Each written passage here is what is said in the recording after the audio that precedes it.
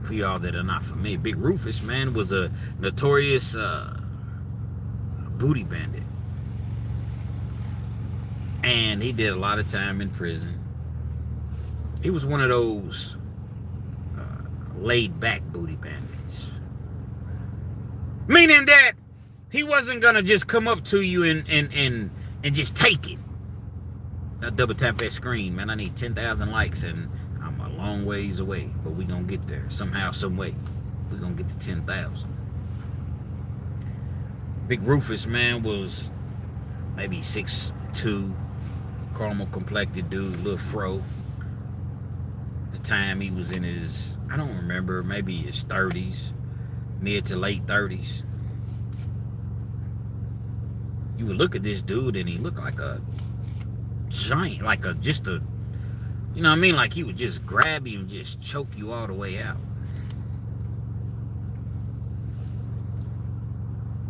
Big Rufus, you know, avoid that guy right there.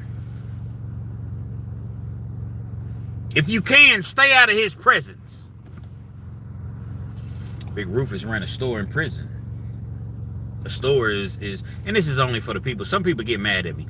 Kenz, you don't have to explain every single thing. Some of us know, but guess what? Some of y'all don't know. So if you don't know, I don't want to be using prison lingo, and then you have no clue what I'm talking about. If you enjoy your 8 to 10 to 15 minute videos, salute. Absolutely nothing wrong with that whatsoever. But at Real Kenz TV, it's motherfucking 30 minutes about it. So with all that being said, with all that being wrapped up into one big old nutshell that is, pause, double pause. There is a message. Y'all double tap that screen. I need likes. And so Big Rufus, when you look at him, he's physically, he looks intimidating. But when you hear him speak, it's totally opposite of, you know what I mean? It's totally opposite of what his appearance is. Like I said, he ran the store. Need 2 noodles, I need 3 back. You need 3 sodas, I need 5 back. You need 2 honey buns, I need 3 back. You need 5, you know, whatever, popcorns, I need 8 back. A lot of people make money in prison, man. Just the money is commissary. Now, once it gets into the bigger, you know, larger amounts, $100, $150, $200, money orders and things of that nature. Little dude, I don't even remember his name now. Let's just say little Timmy. He's been warned about Big Rufus. But see, back in the day when you first got to prison, you probably ain't gonna have much, because when you get there, they're not gonna allow you to keep a whole lot of things because they want you to go back and buy their commissary. So they're gonna take your items, throw your items away or whatever, your commissary. So you get there and you in a cell with an individual, or you are around. Little Timmy wasn't in a cell with Big Rufus, but he's on the same walk. And he know I can go in there and get anything that the commissary sells. It's gonna cost me, but I know my mom is gonna send me the money and I'm gonna be good. Friday night. We don't go to breakfast until probably 5:30 in the morning on Saturday. It's like 8:30, 9 o'clock Friday night. Starving. Been there. Anything that you can imagine that people are fixing, cooking or whatever. Double bacon cheeseburgers. The banquet chicken in a box. You got your chicken tenders. You got your Jack Mac. Laid smoothly over a bed of rice. You got your fried potatoes that they're frying on the grill or frying in the microwave. Yeah, you can fry stuff in the microwave. A little butter goes a little butter in the microwave goes a long way. Polish sausages. You taking a Jack mackerel, patting it up into like a patty form. Then you take the chips. You take maybe some hot Cheetos. You got somebody that crushes them down real thin to where it appears to be seasoning. put it in a bowl. Put that jack mackerel patty inside of the bowl. It's supposed to be like batter. Then you throw that some bitch on the grill, on the microwave, and it fries like you got a motherfucking George Foreman grill. You smelling these things, popcorn. You can just smell the hot sauce on the popcorn. They take the noodle pack, you know, the ramen noodles. You take the seasoning pack and you sprinkle it over the popcorn and put some hot sauce in there, and you shut the bag and you shake it up. And you sitting there and you don't have nothing. Everybody's preparing to watch their favorite show, Snowfall, Animal Kingdom. At the time, you know, when I was last locked up, certain shows to where everybody, there's no noise being made in the dorm. Program. Whenever it gets loud, whoever the pod boss, or you know, whoever's, you know, got some respect in the pod. Program. Gets quiet. When he says program, mean we trying to program, we trying to watch. It's getting a little loud. He ain't really trying to challenge this individual, because guess what? He got goons with him. Program. Maybe the first night or two you see all of this going down, so you don't really know initially. But you know, the next time, man, I ain't missing out. I know I got some money. My money's good. My mama tell me that my money's coming. Guess what? My mama tell me something, I don't ask when. And my mama say, son, it's gonna rain. I don't ask my mama when. Guess what? I just go grab my raincoat. If my mama say, son, it's gonna rain, I don't ask when. I just go and grab my raincoat, man. Y'all rock with me, man. Real Kenz TV in this motherfucker, man. What up, my dog James McAfee in the building? Nebraska, Omaha, Nebraska's in this building. You know what I mean? It's in this building, not in the building, in this building. 44 block. I'm good, bro. Better than I deserve. How you doing, man? Glad to see you in the building. Steelers. Who was that? Jackie Hart. Come on with this Steelers shit. Didn't y'all just get the brakes beat off y'all last week? But I can't talk because my Cowboys are. I'm done. I'm done with the Cowboys. That's why y'all ain't heard me talking crap about the Cowboys or whatever.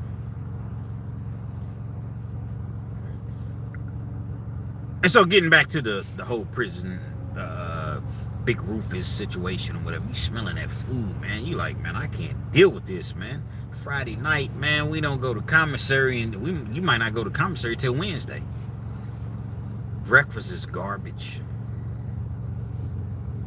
You ain't about to eat that bullshit anyway. You go to breakfast, you might have, and this is in prison, you might have some cream of wheat or some oatmeal.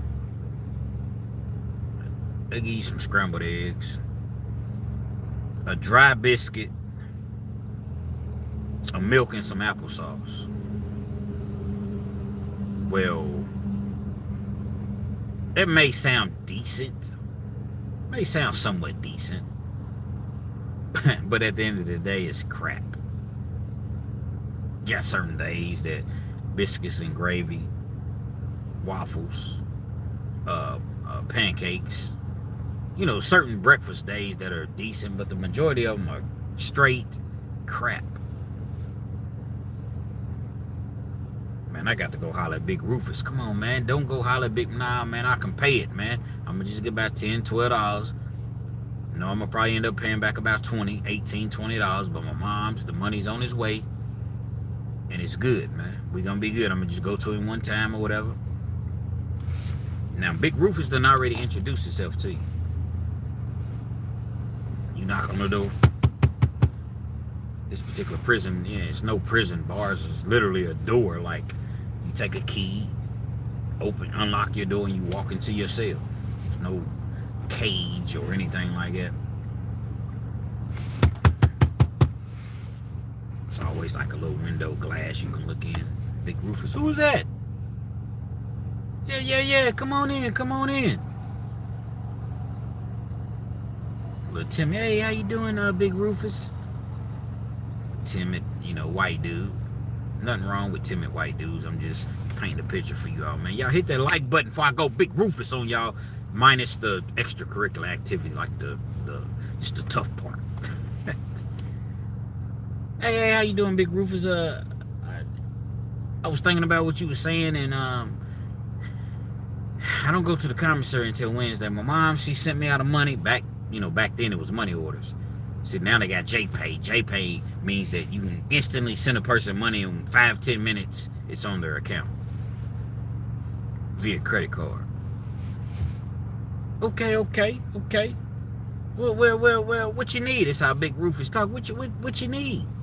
Now, mind you, like I said, dude, about 6'2", caramel complected, 35, 36 years old, big man. I'm talking about dude is so swole, about 230. Dude is so swole, man.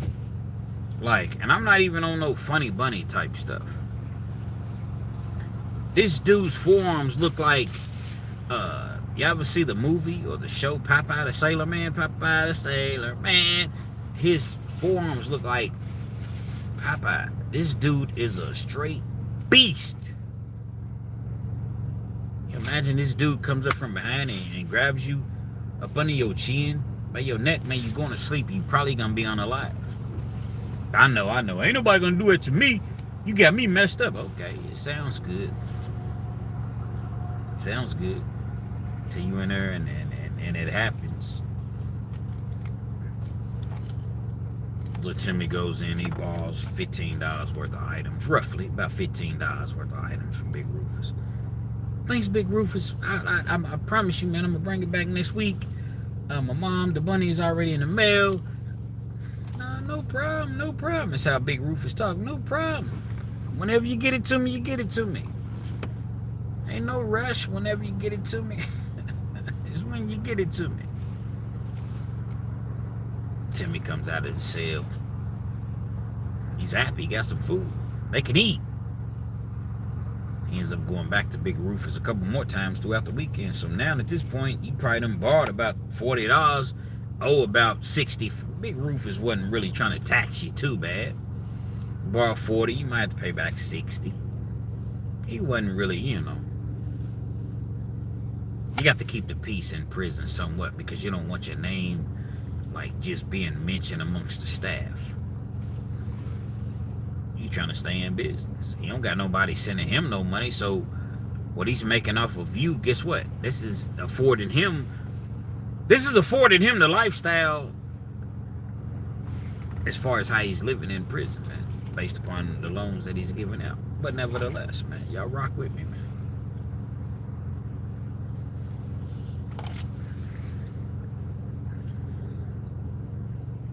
A few days pass. Little Timmy's money hits like clockwork. His mama never gonna let him down. He goes into Big Rufus. Now the knock's a little harder because his confidence is up a little bit. Hey, somebody say what up. Somebody say yo in the chat to let me know that I'm still online, because sometimes I don't even be online. It'll knock me off and then pause though. Double pause when I say that knock me off. But I don't even realize that the live stream is down. So somebody just jump in the chat and say yo. Okay, got you. Appreciate it. Keep it 100. I appreciate you. I'm good. What's good with you? So nevertheless, a little bit more confidence, whatever, knocks on the door. I remember Friday, I'm sure you do. Yeah, I got your money. And I don't appreciate you sending your punk ass, bitch ass partners. They like to got dealt with.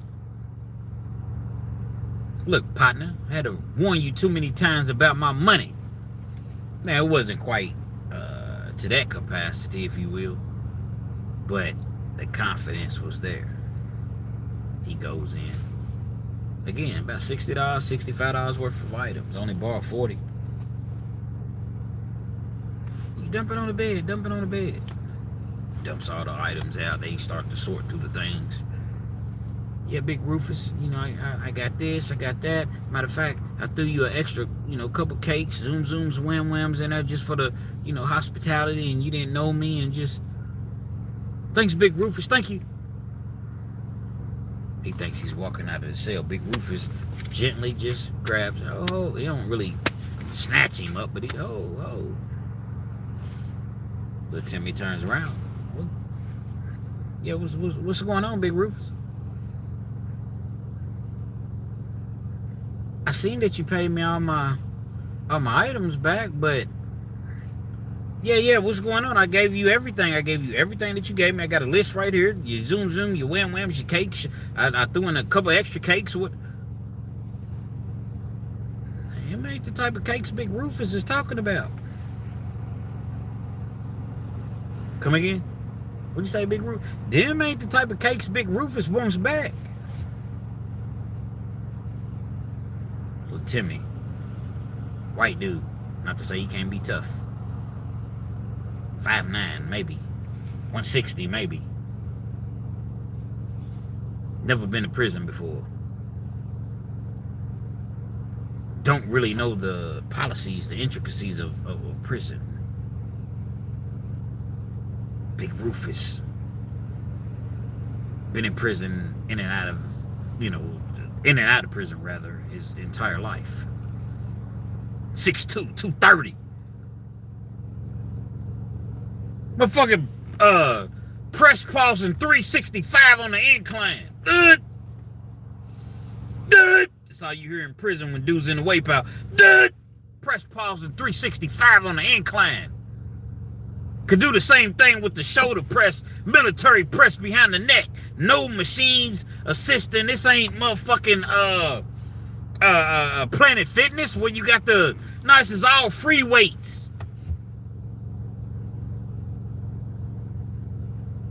$500 on a bench press with his feet in the air.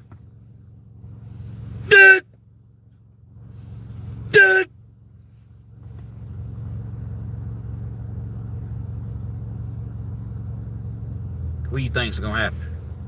If you ain't no gorilla, if you're a real one, like me, like you are, now you just gonna choke me out and do what you do, and after that we gonna go from there. But to think that I'm just gonna, nah, it ain't going that way. It's called a soft press in prison, man.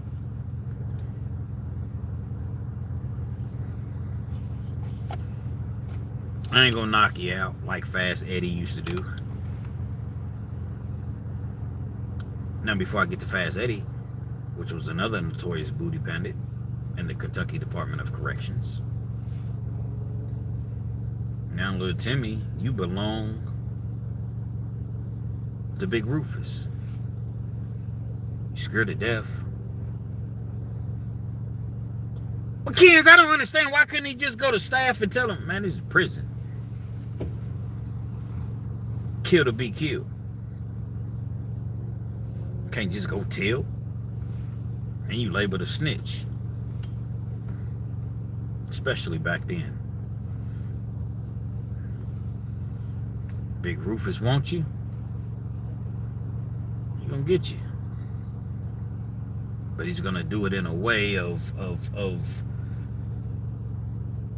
don't really feel comfortable with saying smooth, but he's gonna do it in a non-volatile way.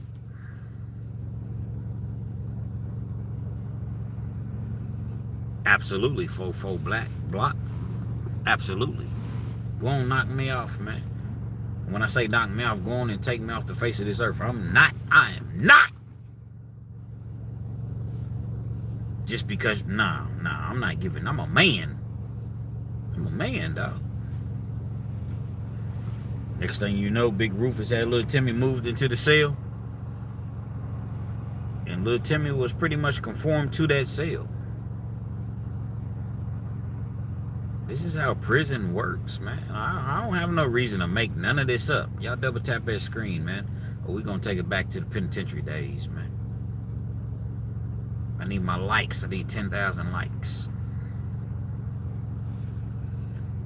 I'd rather go out, you choke me out, you unalive me, you stab me, you do whatever before I'm just like, okay, let's get it over with. What are you, crazy, man? I mean, what are you, crazy?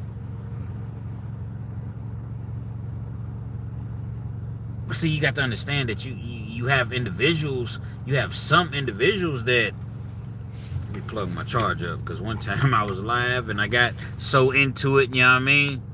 And you did? My phone went dead. Now somebody just made a statement. You survived. I didn't have those issues.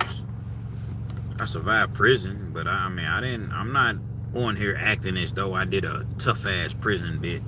Got in a lot of fights, about it. Got whooped a couple times. Sometimes I didn't. Some days chicken, some days feathers. Don't win them all, but you live. But as far as the extracurricular activity that I seen going on in there, nah, man, I ain't. That wasn't. See, that only happens like. It can definitely happen. But again, people want to get you. People want to get you into debt. People want to get you into debt to where now you owe a big bill. They know you can't pay the bill. They're going to continue to tax you. Okay, well, if you can't pay this bill, you're going to pay it one way or another. And it's crazy how people fall for that. I don't have a problem with people that are gay. None. At all. None. There is no but. I don't have a problem. If that's your preference, that's your preference. But what I do understand and realize is this.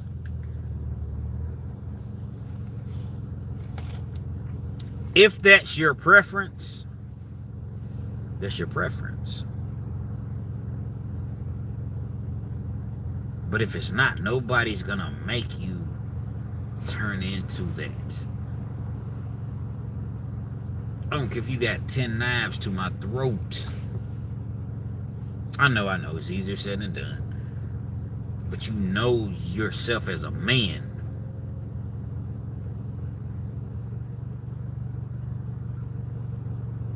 Going to take me out.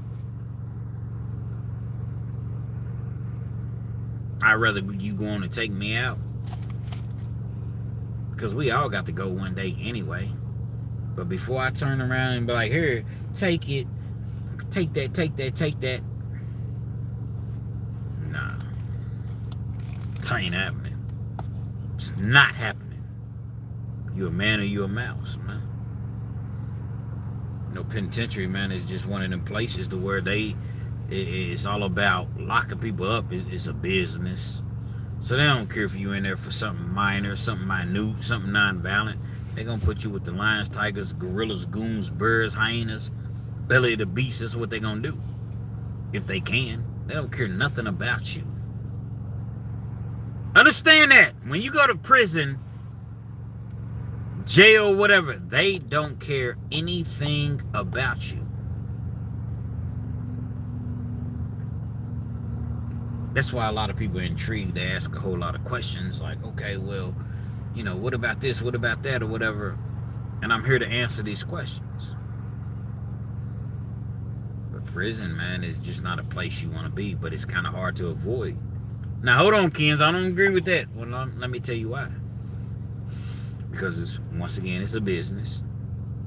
You got people that have money. You got judges, you got prosecutors, you got famous people, NBA players, or whatever. They're investing into private prisons because they're making so much money. It's guaranteed money. The state is paying you to house these prisoners. A lot of these dudes shouldn't even be in prison. That's just the facts. Big facts. A lot of people don't want to accept that. A lot of people don't want to believe it. A lot of people don't, whatever the case may be. That's just what it is.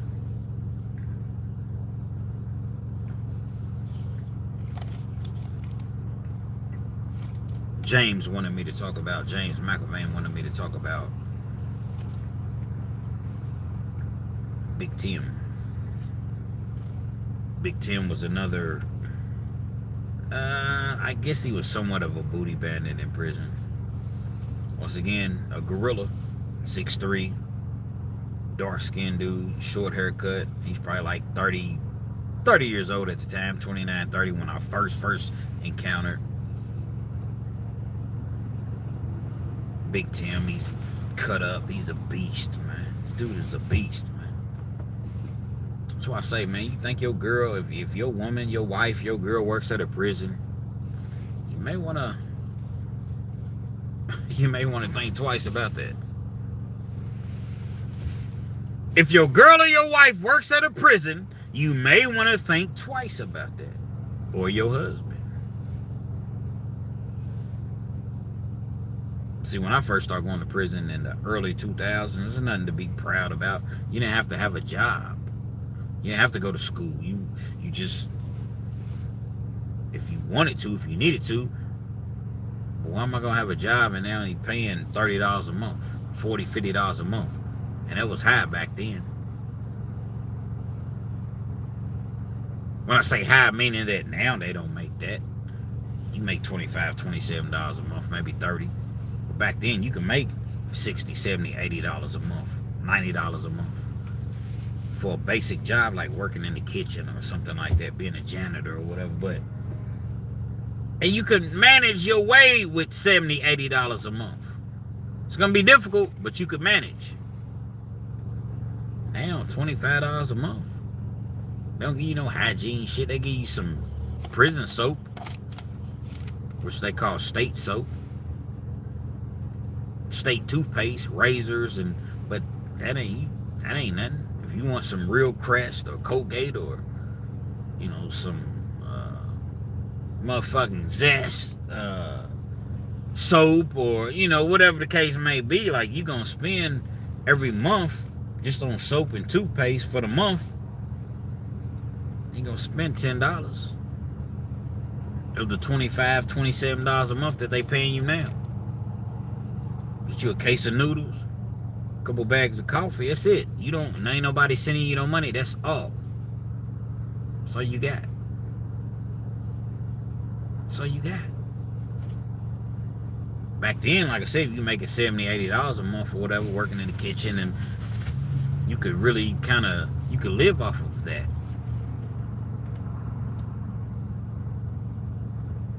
Some motherfuckers in prison, man, I'm telling you, they the real crooks, man. But they legalize it like car insurance. All that shit is a scam, but they legalize it.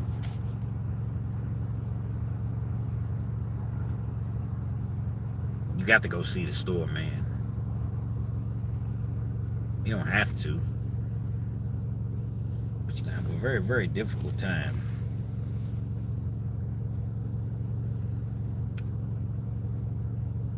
So you got Big Tim. You got people sending him money, so he don't really have to go to the child hall to see. Y'all think that I go left, but I always bring it back. I bring it back. He don't got to go to the child hall. He's getting up in the morning, eating his cereal. Nah, he's not even eating cereal. He got his oatmeal. I lived in a dorm with him, so I seen him. He's eating his oatmeal, a couple packs of oatmeal, putting the brown sugar in there and the peanut butter.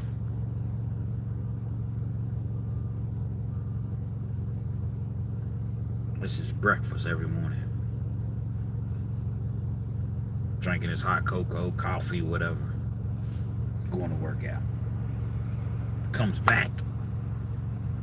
Lunchtime.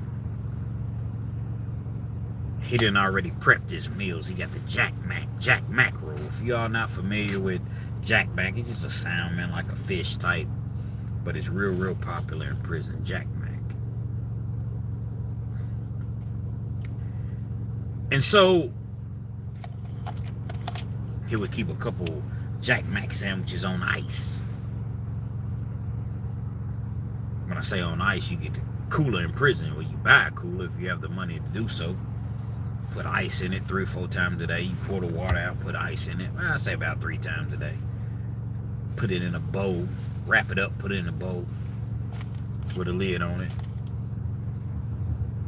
Eat you some chips or something. That's your lunch. Come back. Evening time. Might, I don't know, a can of mixed vegetables. Maybe some more salmon, tuna. Eating real healthy. As healthy as he could possibly eat. Then back then they had a creatine.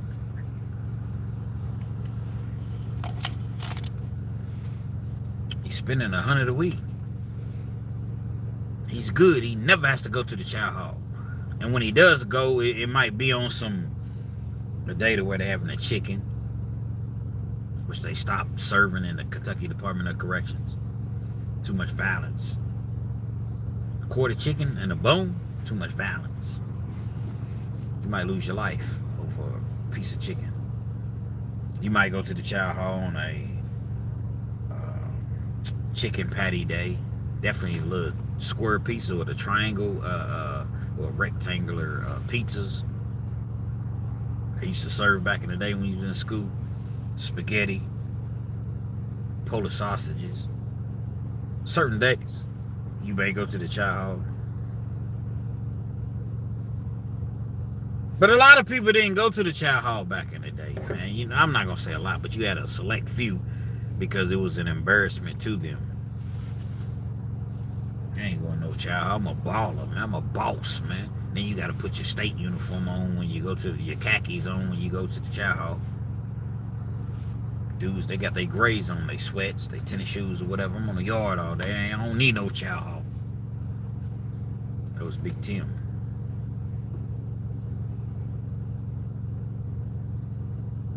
Big Tim. Big Tim had a girlfriend on the yard, or a significant other. I'm not gonna say girlfriend because it wasn't a girl, but it was a transgender on the yard. Big Tim was taking care of himself along with the transgender. The transgender's getting money outside of their relationship or whatever. And the long way 365 Kenz, Windburn. Windburn's in the building.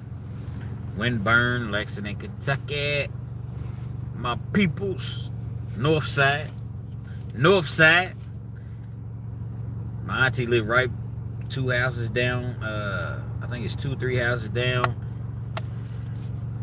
Beside the store. Dude got murked, about 2 months ago? Well, I don't think he got murked, but he got shot. The city worker. Sitting on the bus stop. Dude ran down on him, gunned him down. Allegedly, one of the dudes that allegedly did it is the son of one of my best friends, man. And I'm gonna leave it at that. So familiar. See, this is why I always keep it real and tell real stories, because I can't get on here lying and saying this and saying that. Motherfuckers see you and they, bro, you wasn't doing that. You wasn't. So now I'm going to keep it real. I'm never going to get on here and lie and exaggerate. Never. I don't care how many views I talk crazy to people. And, man, I'm not doing that. It's not going to happen, man. And so, like I said, going back to Big Tim or whatever. He's kicking it with the transgender on the yard and everything's cool, but it was more of a discreet type of thing. But each day that passes by, people start to understand, like, damn, man, Big Tim got feelings for this individual. But nobody really had the gumption. Nobody had the courage to ask, like, bro, what you on? What's going on, man? I'm 5'11". Fuck you mean? All day, every day, 5'11". Merchandise coming soon. And so it got to the point to where and I don't want to disrespect anybody, but I don't remember the name and the story. Like, I tell so many stories and do videos, I don't remember the name. but I don't want to refer to an individual as the transgender. So we just say Erica for the we'll just say Erica. Probably wasn't a name, but we'll just say Erica. Erica got tired of being hidden. Fellas, we know how women are, man. And I'm not saying there's anything wrong with that. I'm talking about women, like your girl, your wife. Show me. Show me off to the world. I feel as though you're ashamed. You don't post me on social media, on Facebook, on Instagram, Twitter. Show me I feel hidden. Well, guess what? The same thing happens in there, in prison. Erica felt as though Big Tim was too discreet, too undercover. I just need to feel loved. I need to know that you care. I need to know that you love me. 40 million. I need 40 million.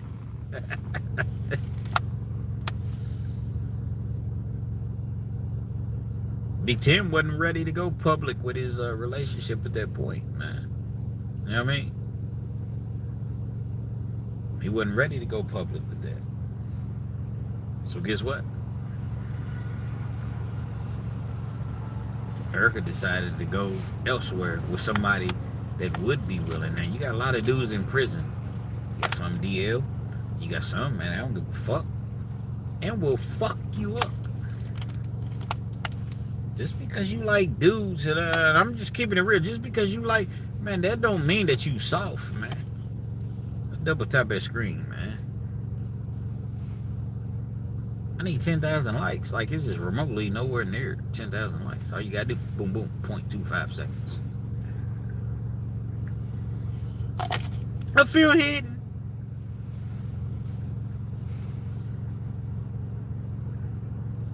Ended up going to another individual, Erica.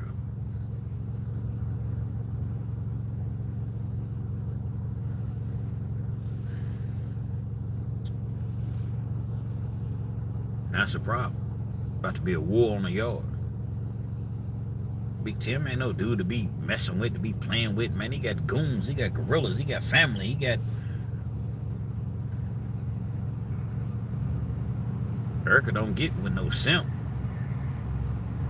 So the white dude, he about 6'3", 6'4". I don't know, 240, 250. Cut up dude, hits the weight, pal. He got his set, he got his crew. Big softball playing motherfucker. I'm talking about, man, every time he come to bat, man, he's knocking the ball over the fence, man. You better pitch around him.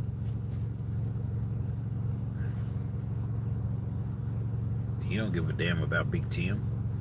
He ain't scared. He ain't scared whatsoever. So now you got two gorillas going at each other. See, TV would depict a certain thing. Social media, as far as, not even social media, but like YouTube would depict, like, well, it's not always shot callers on the yard, man. Maybe in the feds, because I've never been in the feds. So I don't know. I can't speak on something that, but like in the state, see, when you got shot callers on the yard, you can't just go and split a motherfucker's wig. Why? Because there's a whole lot of business and transactions and things that's going on. And if the yard gets locked down for a week, 5-6 days, guess what? That's money that's not circulating. And you got to deal with this shot caller. A shot caller has to, they call shots. That's why they call it a shot caller. But in the state, I'm not saying it's not any shot callers in the state, but it's just different because it's not structured. In here, I'm in Kentucky. That's all I can just say. I'm in Kentucky. It's not structured the same. You want to go split somebody, you might just, you might not have to get no permission. You just split a motherfucker's wig, man.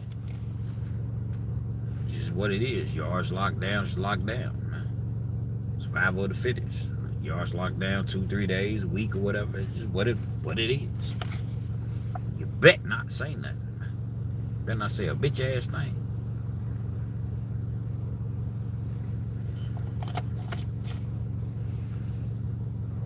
two of them was going back and forth or whatever. It's war on the yard.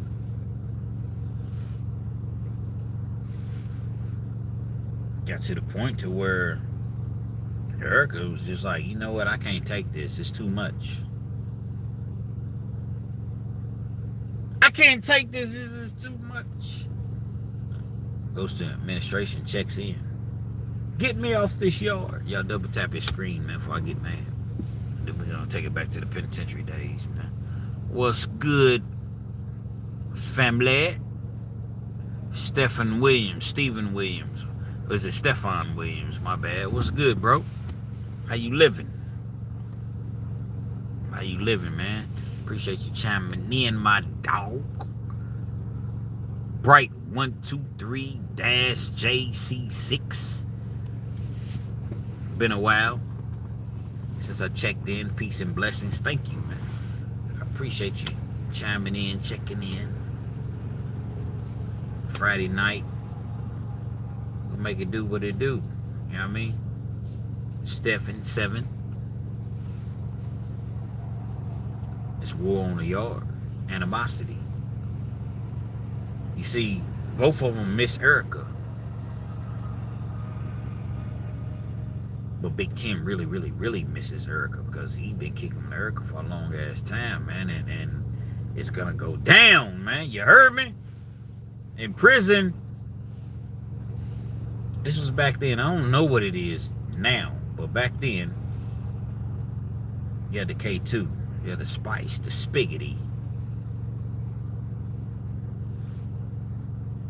You could take that and get high, and it wouldn't show up on the drug test. Opposed to you smoke some weed, you're gonna catch a dirty urine. Dudes would smoke that K2, man, that spice, and wouldn't even know it's like they're hallucinating. They wouldn't even know what they did, what they're going through.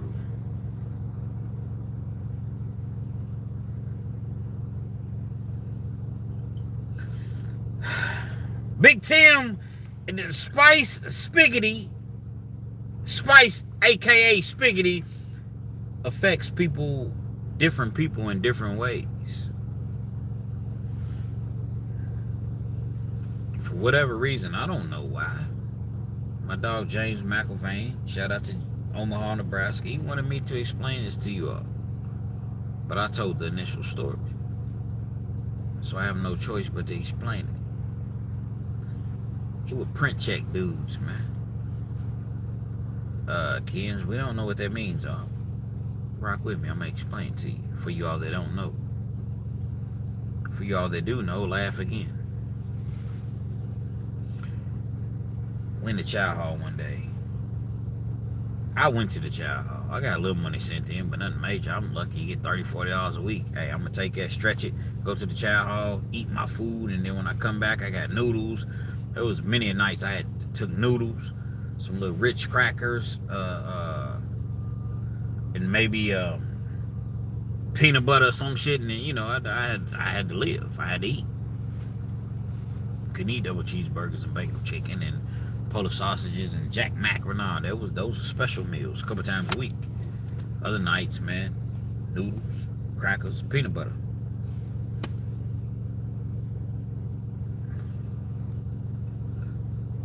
In the chow hall, man, and it was odd because you didn't really see, as I mentioned earlier, Big Tim wasn't really in the chow hall like that.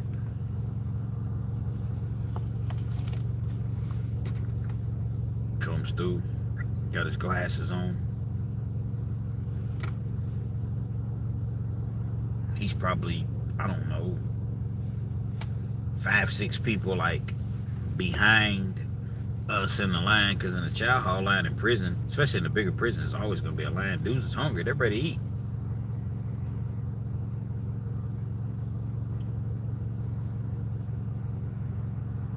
Mind your business. See no evil, hear no evil. You looking forward or whatever. And next thing you know is, hey, man.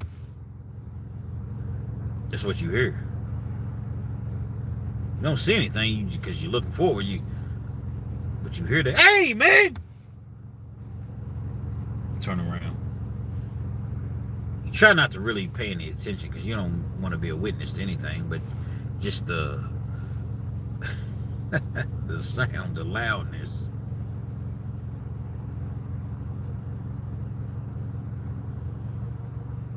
Paint a picture once again.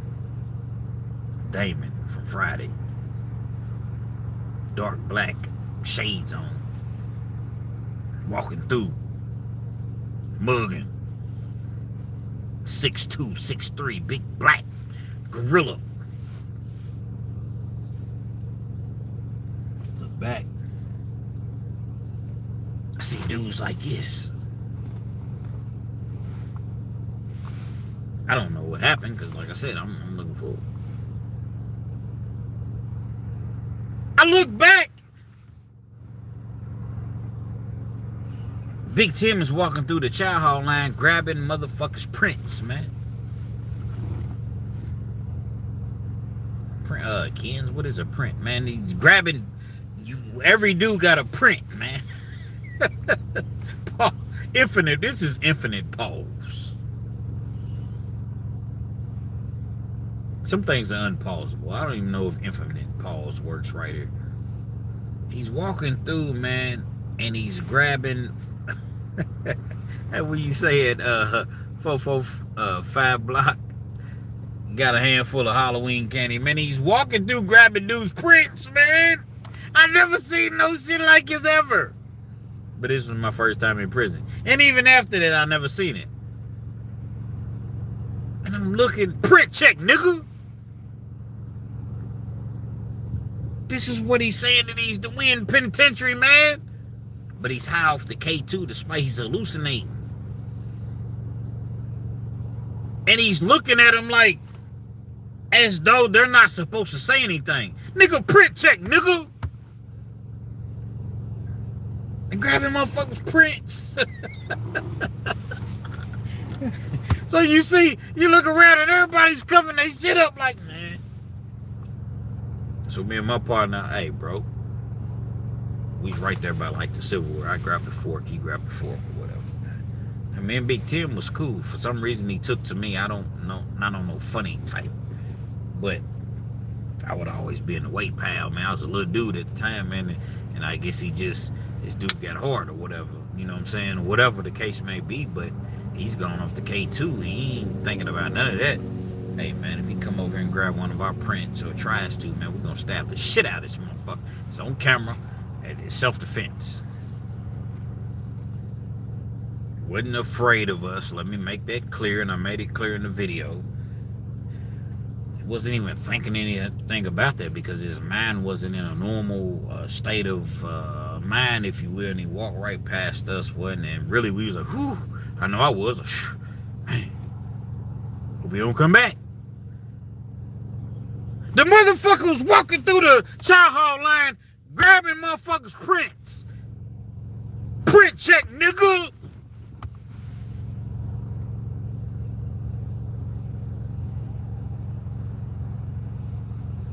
Finally, the cameras caught wind.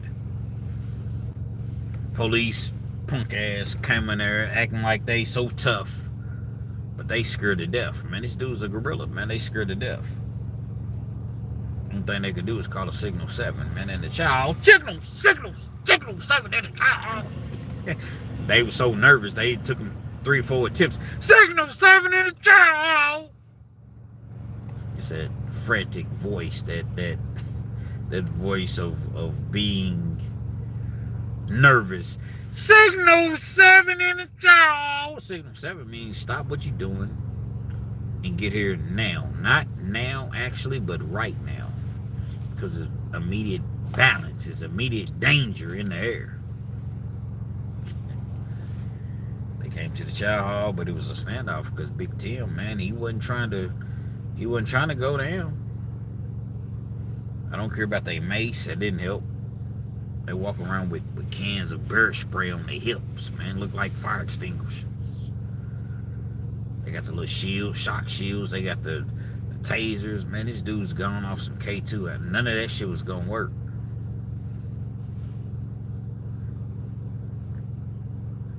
They rush him, but they scared to death, man. They're rushing, wrestling with him. He's throwing them off. He done print checked a couple of the officers. Big Tim done print checked a couple of the officers. Several of them. Finally, they got him. Got him out of there, took him to the hole. And that was the first time that I ever seen anybody, necessarily when I say Big Tim, I'm just saying anybody, get print checked. Can you imagine if you at the store, you're at the gas station, you're at the movies, you know, with your family, your friends, y'all out at the game, just doing whatever average everyday people do in life. And a person just walks up to you, man, and grabs your print, man. Print check, nickel. Can you imagine that, dog? And grabs that shit hard. Print check, nickel. First of all, that shit seemed like it would hurt. Hurt like a motherfucker.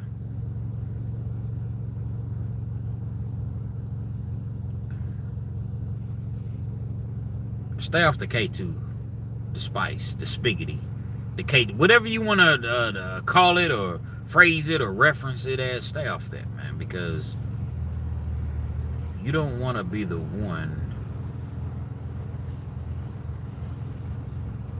You don't want to be the one to be known as going around print checking people. I'm never going to print check an individual, and I don't want to get print checked.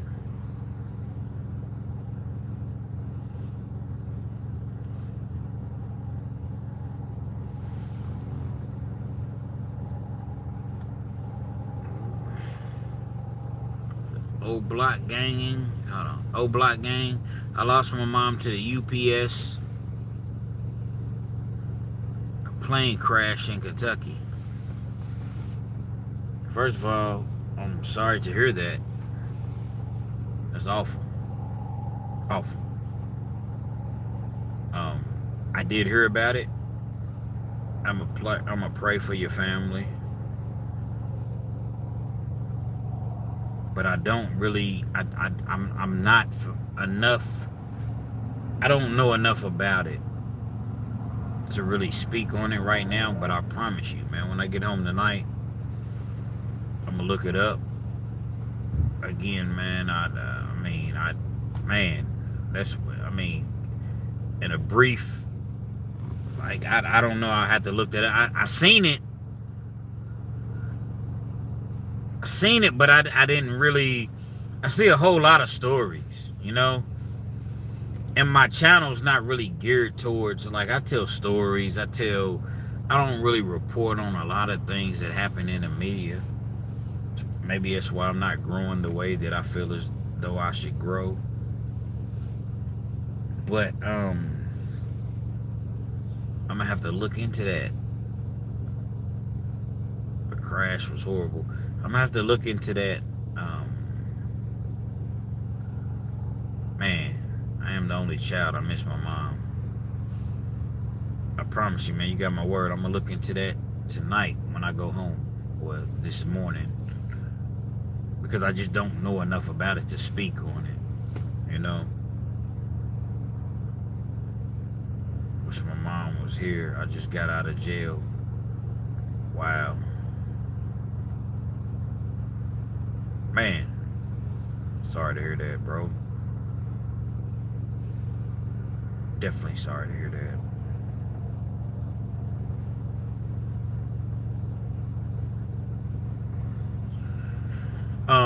And y'all feel free to ask me any questions or anything that you all want me to discuss.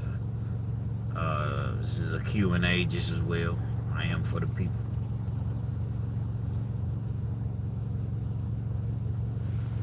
Versus between Cash Money and No Limit. Watching your videos makes me feel better. You know, damn. You know, we all go through things in life. everybody, we go through things, and man, wow, bro. I'm sorry. I'm sorry. I guess it's just one of those things that to where life is we must learn to appreciate life.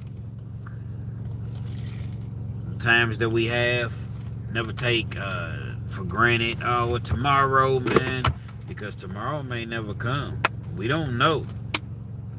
And those people on that flight, man, including your beautiful mother, and I know that I never seen her, met her, but I know she was beautiful because your spirit lives through her.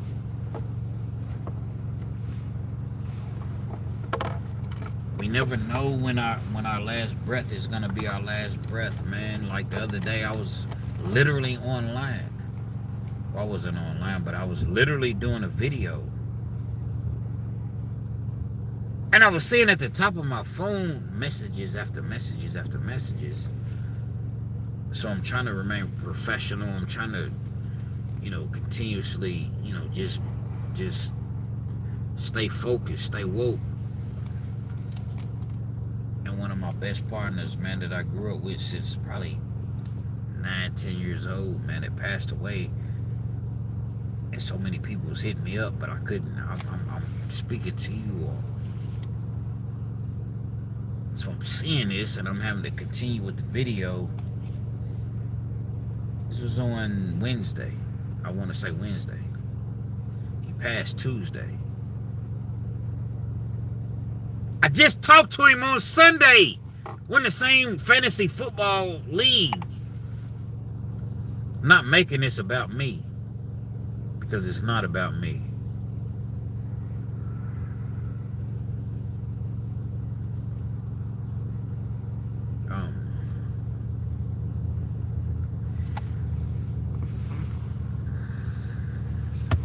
Take my glasses off, man, because I'm shedding a tear, man. Man, I hate to hear that, bro.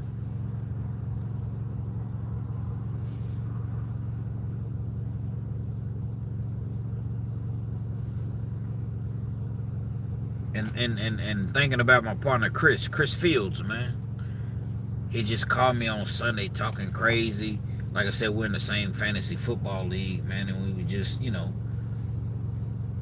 kiki high, whatever. And then 2 days later, he's gone.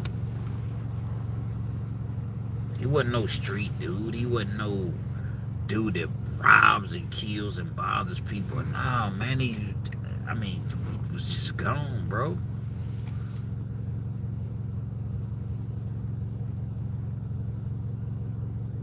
So we must appreciate the blessings that we have, because those blessings may not always be here, and we may not always be here.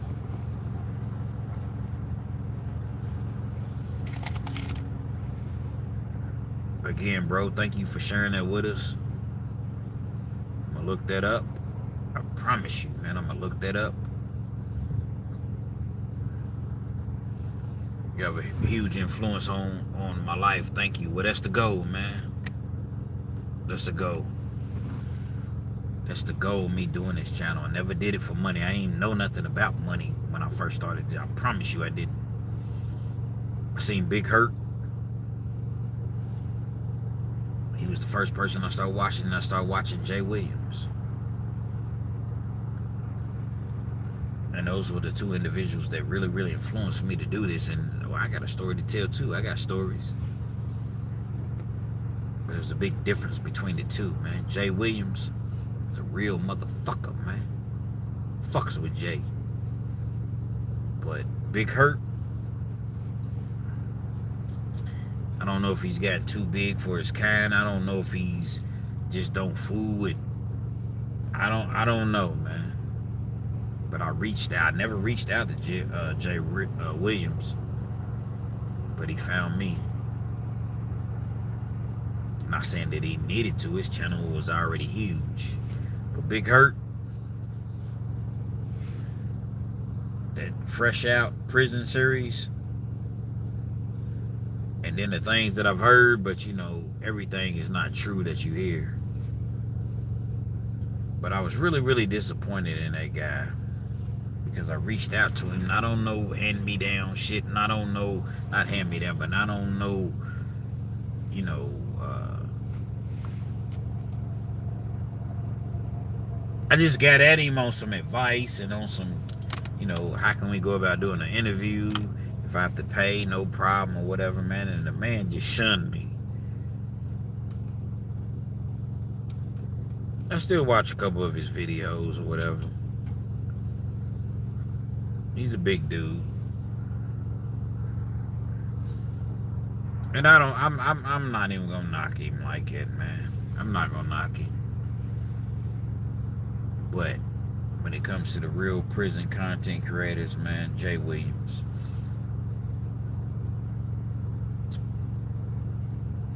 Dante from the Dante Show Network. My dog, for real. Showed me love, man. Shout out to Dante Show Network. So my dog, for real, man. Really, really helped me get my channel off the ground. Big Lee at Hustle Spirit featuring, actually it's Fleece Johnson featuring Big Lee at Hustle Spirit 502. These are the three main channels that were very, very influential, helping me get my channel off the ground, man. I appreciate it. Hey, bro, chime in with me. I promise you, man. I'm gonna look that up. Hit me up, man. 859-697-7676. That's my phone number. Old block, you know what I mean? Or whoever. 859-697-7676. That's my phone number, man. Text me, call me, whatever. And I pray for you. I know you gotta go. Hit me up, bro. I promise you, man. I'm gonna respond back because I always do. Feel me? 859-697-7676. Dreams. 392 is in the building.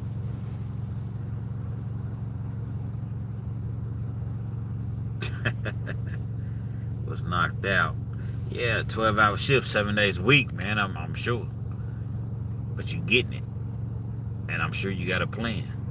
I'm sure that you have something that, okay, I'm gonna do this for so long, and then boom, I can transition, and guess what? You're gonna have a story to tell to the other people.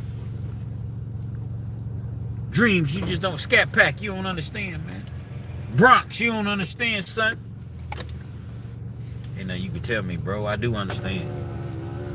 I did it. I lived it. Been there. Done that. You got guns? I got straps. I've been there. I did it. You know what I mean? Man. I'm shook up, man. I'm shook up. I'm shook up, man.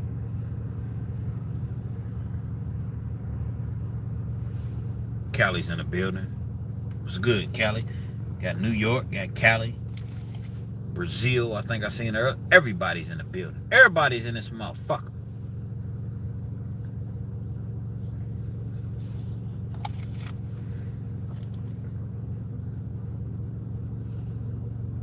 I got so mixed up and caught up in everything that I was talking about.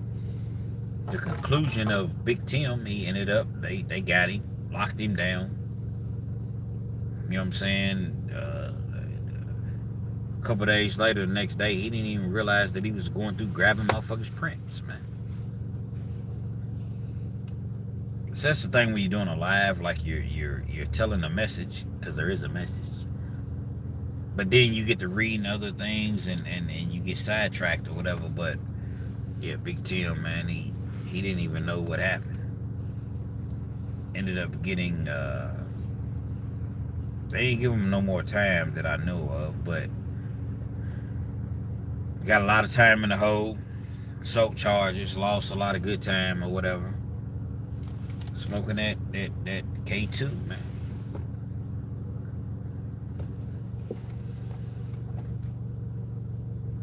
But again, you can't just go around print checking motherfuckers, man. Just, that's not appropriate, man. Again, how would you feel? You out with your family, you by yourself, you with your girl, your wife, whatever.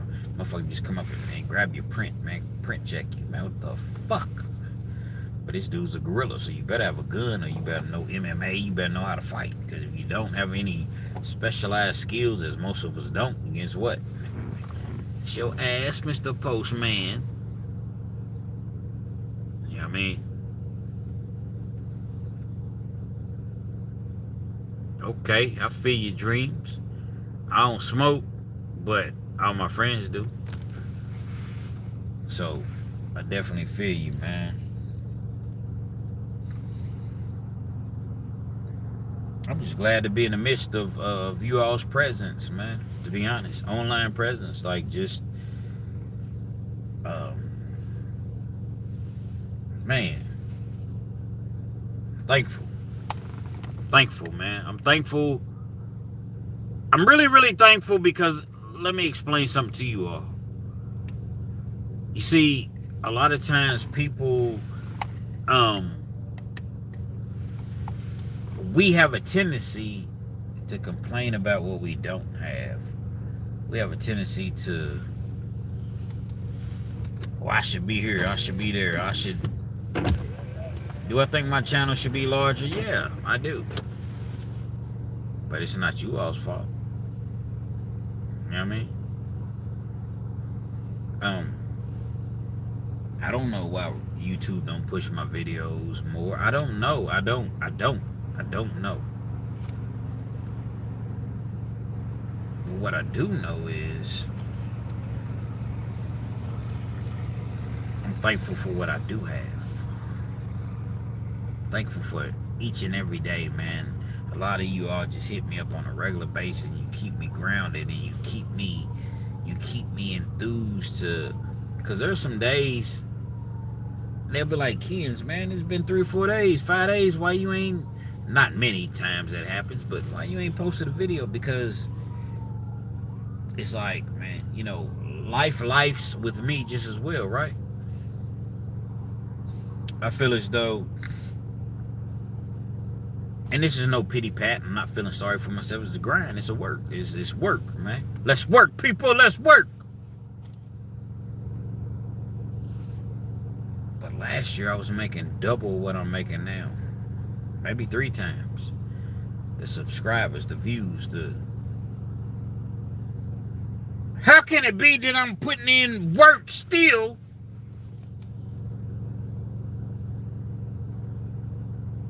but it seems as though I'm declining? Don't know. Should I start making up stories? That's what I'm asking myself. Should I start to just come with outrageous thumbnails? Clickbait? Should I? That ain't me. That ain't me. Kenz, don't get it beside yourself. You never got into this for the money anyway. So if you never got into it for the money anyway, then why trip about the money anyway? Yeah, you want to make money. You want to, but this is not what you started it for.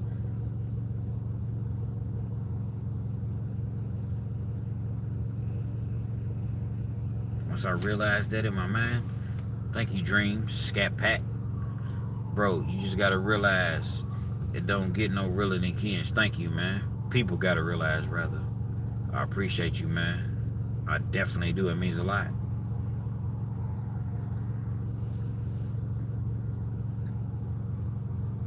The money, the success, all of those things will come. I can't look and say, well, this person did it in this amount of time, or that person did it in that amount of time. No, I can't do that. What I have to focus on is being the best that I can be.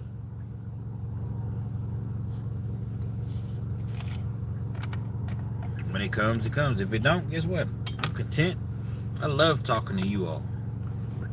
Love it. Wouldn't change it for the world. It's almost 1 o'clock in the morning where I'm at. It's 12:45 a.m.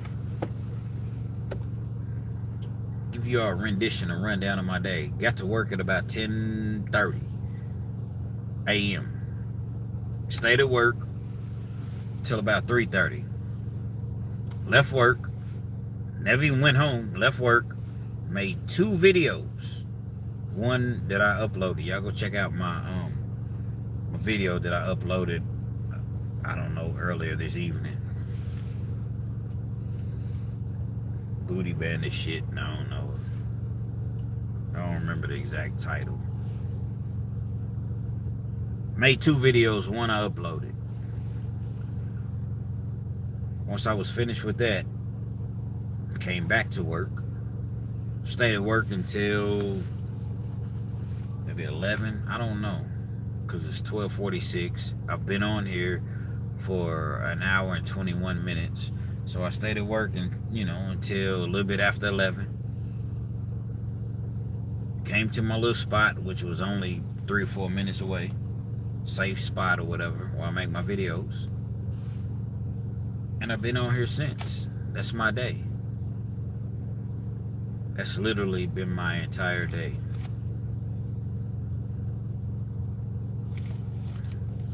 I know it's a sacrifice. But again, I'm not asking anybody to feel sorry. We all go through things. Man, I get paid to talk. Even though I didn't initially start, I get paid to talk. Deal with people. Somebody brought it to my attention today, and maybe it's not my best interest to mention this, but somebody was trying to send me some money. Cash App, $ KENZ, as in, zebra, 1,000. $ KENZ, 1,000 on Cash App. Kenz, I was trying to send you some money, but it said something about a fraud or something. I don't know what that's about. I don't know.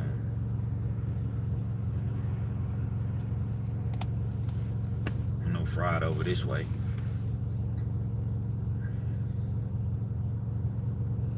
Feeding the homeless on Thanksgiving. Bag lunches. Turkey, ham, maybe roast beef. A couple bags of chips. Cakes, cookies, whatever. Apple, orange, water. Me personally, spending my own money. People sending in donations. $ KENZ 1,000. $ KENZ 1,000 Cash App. It's gonna be recorded. Everybody will be able to see. And somebody, I don't know if they've hacked my. I don't know, because after I was informed of this information, I asked a couple people, and they looked on my Cash App, and everybody else was like, I don't know. I don't see anything about any fraud or any, I don't know. Just know that on Thanksgiving Day, I'm out here in these streets, man. $ KENZ 1,000. $ KENZ 1,000. No donation is too big and none is too small. I'm trying to make a difference in people's lives, man. I understand that things happen. People fall off, man. I'm very, very non-judgmental. At least I try to be non-judgmental. So people fall off, man. They fall off. Kids, you on there begging for what? Every dollar's gonna go to the homeless, man. Have to get out here and beg. Beg for what? Every dollar's going to the homeless, man. None of it's going to me.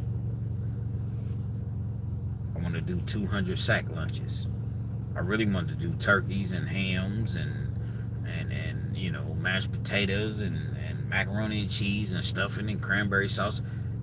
But can't do that this year. Maybe next year. Maybe a couple years from now. But right now, something is better than nothing. There's going to be a lot of people walking around or whatever that don't have anything to eat for Thanksgiving. But the individuals that I can affect and help, guess what? That's what I'm going to do. I've had plenty of people send me bread, money, Cash App, $KENZ1000, $KENZ1000. Every dollar is going towards that. If I can make 400 sack lunches, that's what I'm going to do. It can never be too much food. Guess what? Okay, if it ain't 400 people here, man, you take two lunches. Once everybody's been fed over here, man, here's an extra bag. Does anybody have an extra bag? No, no one has an extra bag. I'm just saying it would be nice to see. And that's what it's going to be. So if you hear the rumor, I ain't seen nothing. Like I said, I hadn't had a couple people, I don't know. $KENZ1000. $KENZ1000. Ain't no scams. I'm on there every day. I'm schemeful, man. I work every day and make money on YouTube. You know what I mean? But it's always going to be a hater. It's always going to be some haters. It's always going to be somebody that has something to say. Oh, man, he ain't feeding the homeless. He's taking your money. Okay. So I'm on a public platform scheming and scamming and taking people's money. Alright. If that's what you want to think. If that's what you want to proclaim, rather, because I know y'all that really, really rock with me, y'all don't think that way. $KENZ1000.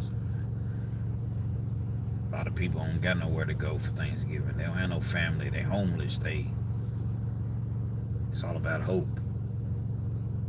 Philanthropy, man. That's really, really, like, I'm for the people, man. I want to help people. Give a damn about a lot of things that we see on social media and things that a lot of people are impressed by. Man, I was doing this shit, man, 20 years ago, 25 years ago, when it wasn't no social media. I mean, it's cool to have money. It's cool to have nice cars. It's cool. Don't get me wrong. I'm not knocking it. I'm not, but I ain't tripping, man. I ain't tripping. I'm trying to make this thing happen. But it takes a village. I can't do it on my own. You can't do it on your own. He can't do it on his own. She can't do it on her own. It takes a village. I'm here. I'm here.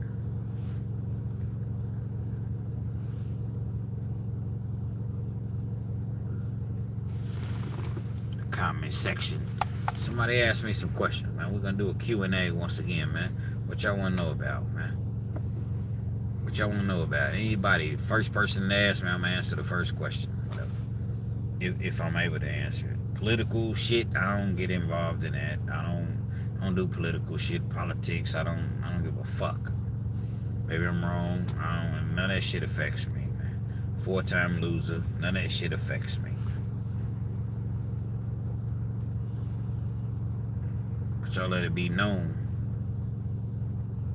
what you want to know.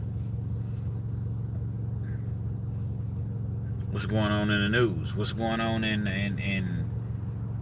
you know, P. Diddy situation? Nothing. He got caught drinking. I don't think he did.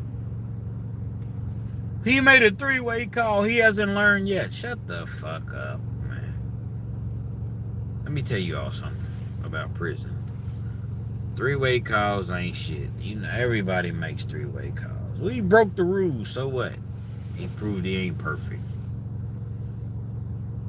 I'd rather a motherfucker make a 3-way call than get caught with a cell phone. You think P. Diddy can't imprison a cell phone now? I don't know, but I would venture to say that right now in prison, cell phone gonna hit you for $2,000 on a low end, $2,500, $3,500 for a good. Man, you know how much money P. Diddy got? Think he can't pay $5,000 for a cell phone and get a motherfucker to hold the phone for him? That way he don't have to get caught with anything when it all, you know,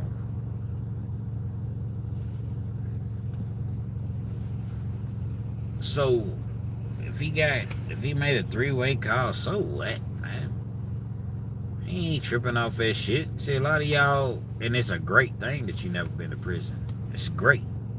You ain't been to prison, you don't know. Like, he done already beat the RICO. It ain't like if he get a write-up, the appeals board or whatever judges are gonna be like, oh, he got a write-up. Man, that shit, at this point, man, he good. Even if he caught write-ups when he was in the county jail that he was in Brooklyn. That don't have nothing to do with it, but a lot of people don't know. But he don't need a negative publicity. How much more negative can it be? Well, we didn't fool P. Diddy before, but now he got caught drinking prison brew wine, or, you know what I mean? He's really not a good guy. Fuck out of here, man. Good. He should have had a drink. All the shit they didn't took him through, should have had a drink. I said it. Should have had a drink. This motherfucker's a real individual, it seems. Tiptoeing around nobody, man. Making 3-way calls, man. You think he can't make a call on a cell phone? But nah, man. I ain't really trying to put myself in a situation to where I have a cell phone to where it can really, really knock my head off. So, make a little 3-way call. You know how many 3-way calls I done made when I was in prison? This shit ain't nothing. But you'll never know because you never been to prison. You never know because you've never been to prison, which is a great thing, but you're talking about something that you have no clue what you're talking about. That's the thing about it. You don't know what you're speaking about. You want to reach out and talk to somebody. Sometimes 3-way calls are necessary. You ain't on there trying to set up no drug deals or nothing like that. If you were, you would just get a cell phone and make a call. I can't stand these prison officials. I can't stand police. I can't stand none of that shit. Because these are individuals that are portraying the image as though they're perfect. And they hide behind, well, I'm just doing my job. These are the rules. But if you're at home and you do some shit that you know that's breaking the rules, but nobody sees, are you saying, well, you know what, let me turn myself in because these are the rules? Fuck out of here, man. These dudes is cowards, man. Women is cowards, man. I did a video maybe 2 years ago. And for whatever reason, the thing about YouTube, man, this is why they tell you to never erase your videos. Put a video out, they ain't getting no traction. Ain't nobody really watching it.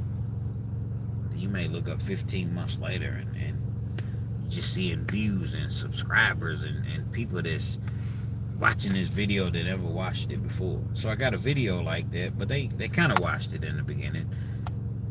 And I talked about how I ran across an officer, bitch ass correctional officer, in the gas station. Runs across him in the gas station right now. This dude was a real piece of shit. I'm talking about, when I say a real piece of shit, he comes in the day before Christmas. In our county jail, you got 4 pods upstairs that sales pods or whatever, we're gonna call them pods, host 10 to 12 people on the, upper tier. And you got 4 downstairs. Everything's glass you can see through. Got the one single guard's tower in the middle. He was a sergeant. He didn't even work the pipe. He was just walking through. You got a room that has a washer and dryer. Wash your clothes. I'm in the trustee pod. Got a bullpen where you can go out there and hoop. They got a basketball court. They got tables, chairs, and then they got like a little area to where you can just walk around in circles, like a little track or whatever. Like, and it was cool. It was a privilege to be in the trustee pod. Comes in day before Christmas, walks around on the basketball court. He finds a roach, so he says, a little roach. a little bitty roach, like a joint. Not even a joint, a cigarette. This bitch ass motherfucker smokes. Who has been smoking in my unit? Hold on. Y'all don't go nowhere. Y'all don't go nowhere. Just give me 2 seconds, because I gotta take one.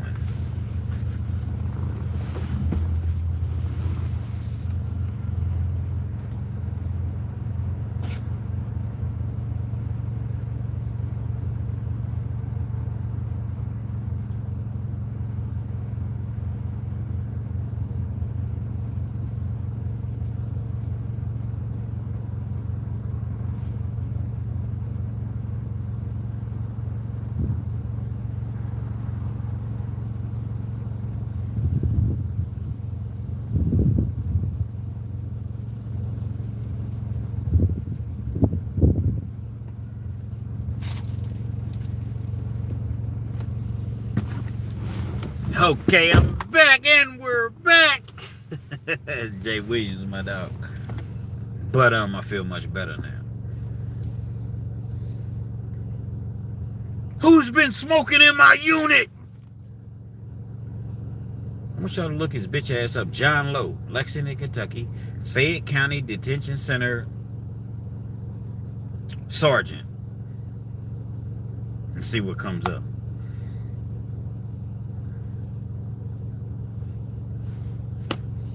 Day before Christmas, man. 5 minutes to say who had this cigarette. If not, the whole unit is locked down. Maybe 2 days before Christmas.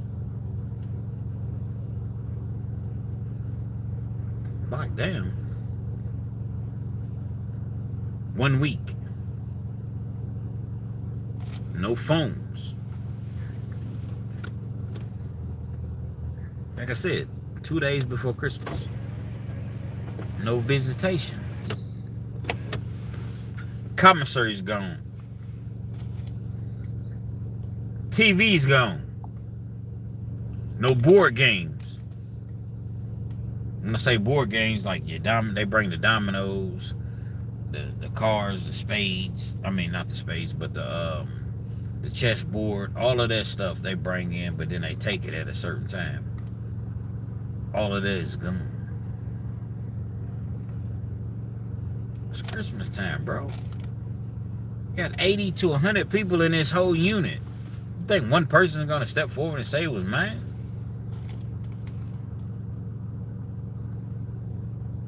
Ten, 15 minutes goes past. Phones just turned off. We can't call our families. None of that. Tell you how these bitch ass see. And that's why when some people look at me and be like, oh, Kenz, you bitter. Not many, but man, fuck the police and these COs. And I know I'm going to probably get a strike for saying that, but fuck them. Now, how about that? I'm in line today to get a pizza at Goodfellas Pizza, and there's a police officer behind me. Black dude. Black dude.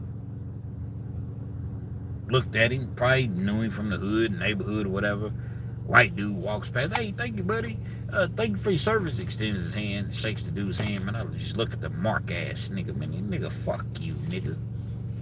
That's how I feel.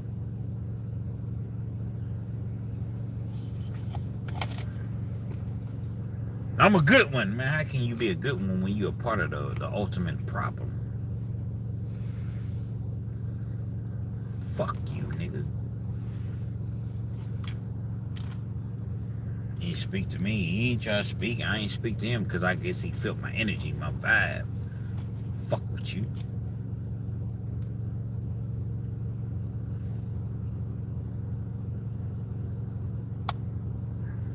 Shit's crazy, man.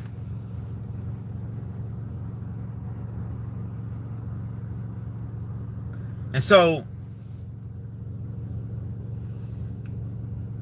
somebody jump in the comment section, let me know what I was talking about, because I don't even remember what the hell I was talking about. For real. I know it's about some correctional shit, but I don't even remember exactly what's the last thing I said before I said fuck the police. Somebody jump in the comment section and let me know, and I can get back to the story. See, that's the thing about Real Kenz TV. I'm gonna keep it real. I don't remember what I was talking about. You know what I mean? I don't.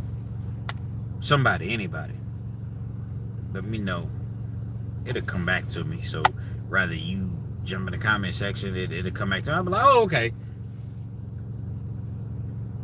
But who was really, really listening? I'm subject to start talking about NBA or anything at this point. Thank you, what's that, Mr. Q, what's that, QB45? Thank you. I'm gonna stay positive. I definitely will. Thank you, bro. Only choice that I have. Only choice that we have, man. We got to stay positive. Somebody jump in the comment section. Let me know what I was talking about. Prior to when I was in the pizza line and I seen the police officer.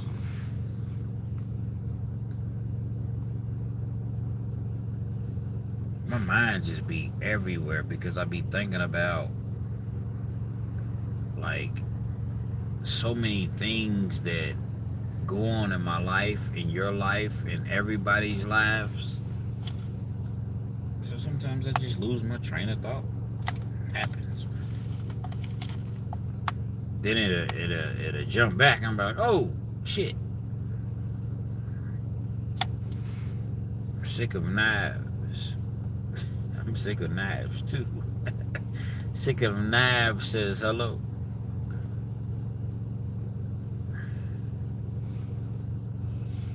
Knives are not good. Knives are not good.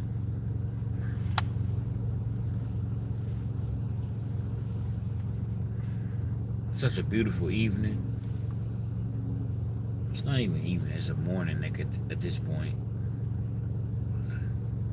But until it pops back into my head, we're gonna just move on to the next subject.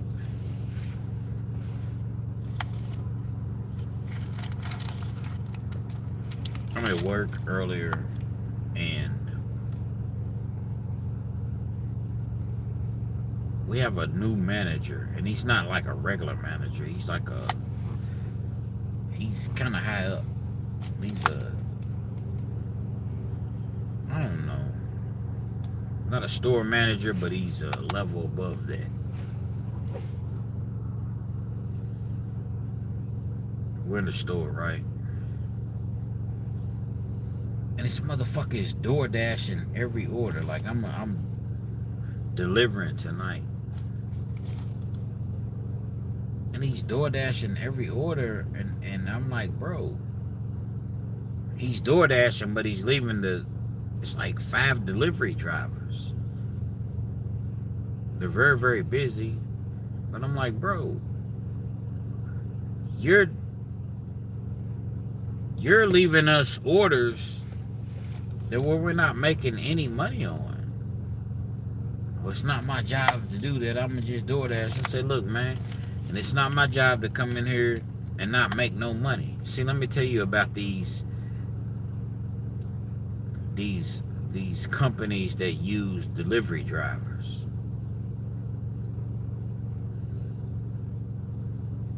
Pizza places, they charge you a $4.99 fee, $3.99 delivery fee. Guess what? That don't go to the driver. It goes to the company. The company that I work for,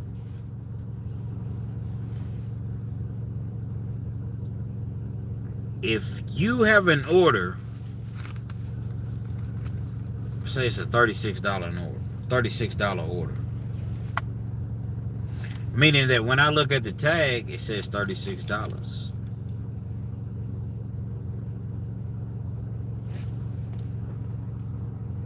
$5 is a delivery fee.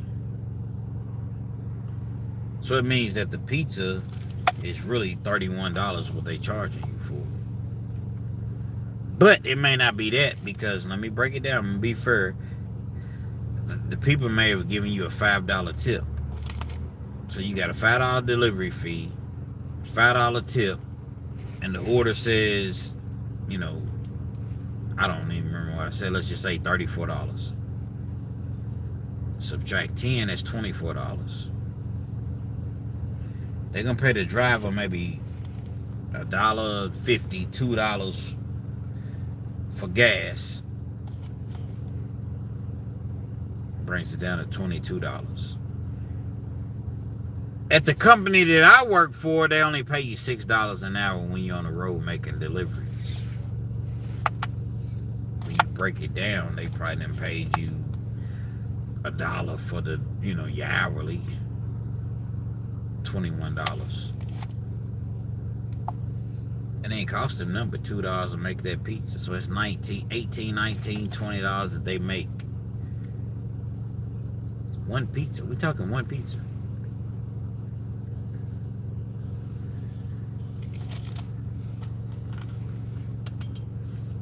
Everybody's making money but the drivers. Y'all hit a certain target, goal, whatever, guess what? All the managers, they get bonuses. Holidays, time and a half, or whatever. Drivers don't make nothing. But the drivers fuel a lot of their business.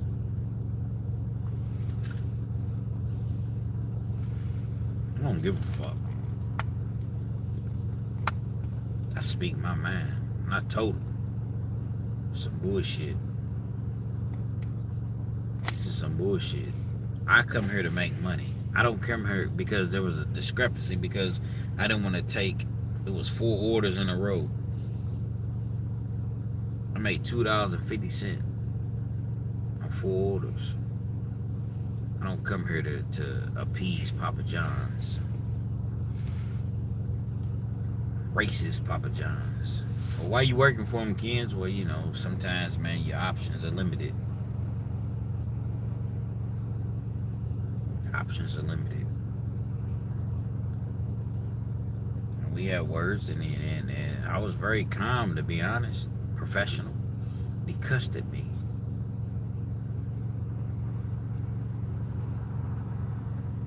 He said some things that will be addressed.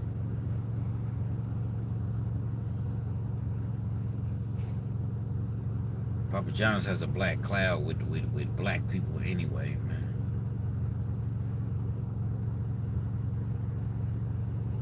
And it's just sad that it's very difficult to make a living. I'm not feeling sorry for myself, none of that shit. But I've been here damn near 5 years, man.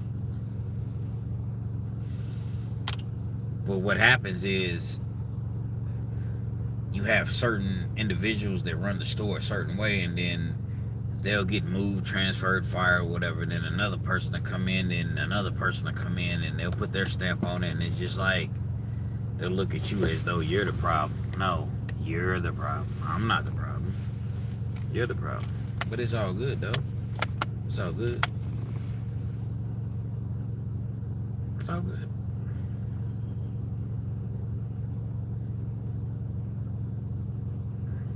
Stand your ground. Whether you're in prison, you're on the streets, in corporate world, stand your ground. Don't let nobody just threaten you. Well, you can just go home. Or, you're going to send me home because I asked you a question. Literally, and respectfully, because I asked you a question, you can go. These motherfuckers feel as though they have so much power and so much. Well, if you don't like it, you can go home. Guess what I told him? Nah, you can go home, because I ain't going nowhere unless I'm fired. Why would I go home? I'm here to make money. Calmly. Professionally. I'm here to make money. I've been here since 10:30, 10:45 this morning. If I wanted to go home, I would have went home. I'm not trying to go home. But I am trying to understand certain things. Even if I don't agree, I'm trying to understand. But that's what these weirdos and these cowards and they untrained and unprofessional, they don't have another answer. That's what correctional officers do. You don't like it. You don't like it. Knowing, and I didn't say this to him. I didn't even get disrespectful. Bro, you wouldn't talk to me like this outside of that Papa John shirt. Outside of that correctional facility shirt. Outside of that, you would not talk to me like this. So, if you wouldn't talk to me like this then, why would you talk to me like this now? But you think you have the upper hand. You're not even knowing I'll bust your ass. If I so desire, but I don't, never would. I'm not a violent individual. I ain't gonna kill nothing, I ain't gonna let nothing die. But I'm using that as an example as far as an individual that would. You think because you have this shirt on and it says manager, like, do you really think that an individual that's not thinking clearly wouldn't get at you? You making your 50, 60, 70,000 a year, then you get your bonuses. But then when a motherfucker that don't make nowhere near that, not even half of that, maybe half of that, and they're coming at you and you're just like, oh, well, if you don't like it, you go home.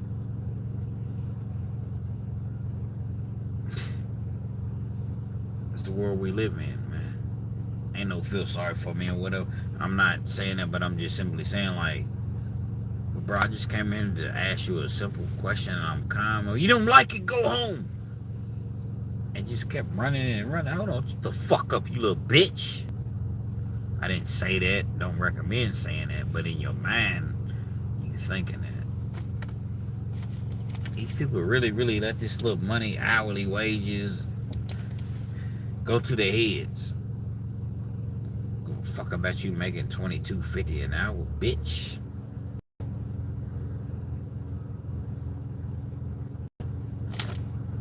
That's what it is, man. We live life. We learn. Hopefully we learn. But these motherfuckers out here, man, they not for you.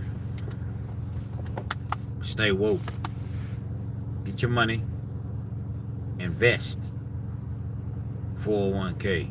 Save your money. Don't live like who cares? Don't go get no $500-600 car payment. Don't go and live above your means, because at the end of the day, you stuck with that. Literally. This light off, man. Shit's getting on my nerves. You stuck with it. Then what? No one else to blame.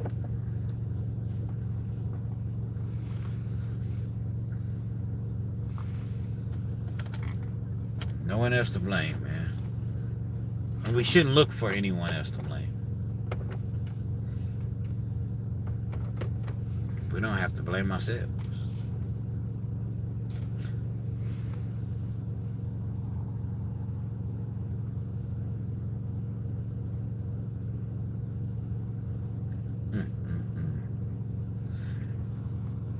It really makes me upset when I think about how that dude talked to me earlier, but I can't react the way that perhaps I would react. I'm in the real world.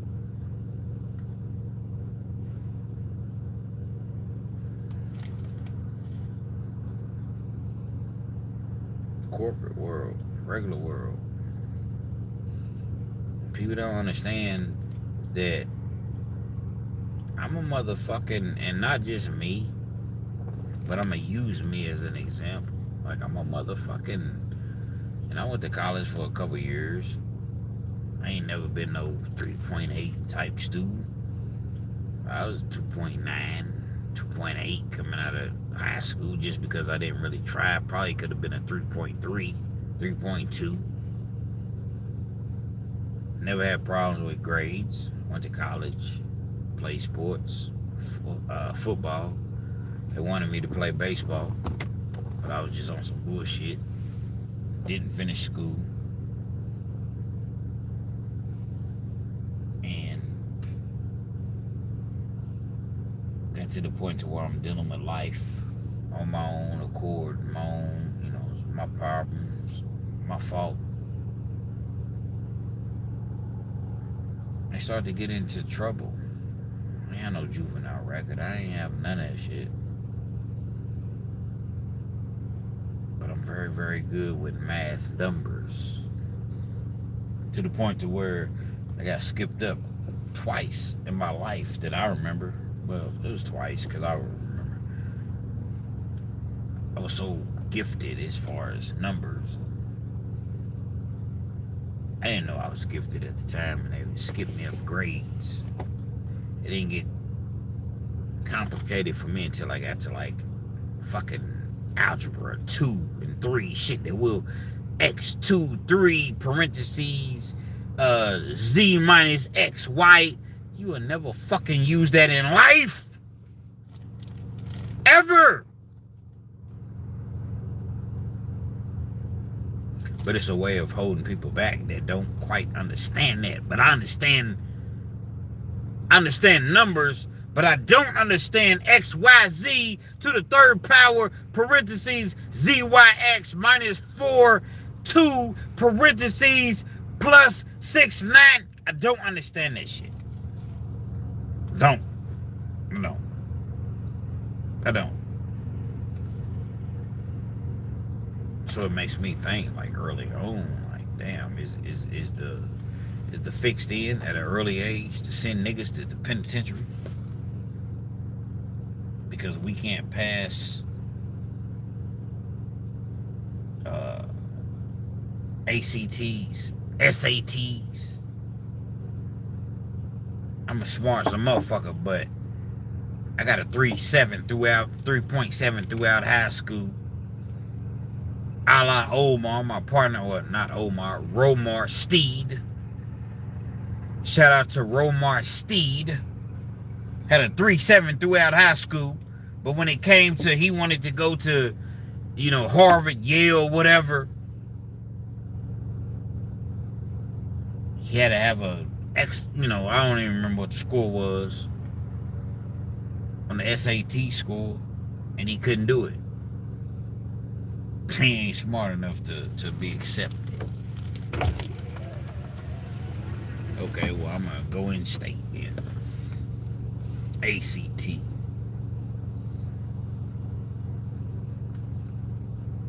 He can't get no higher than a 16 on his ACT, but he ain't smart enough.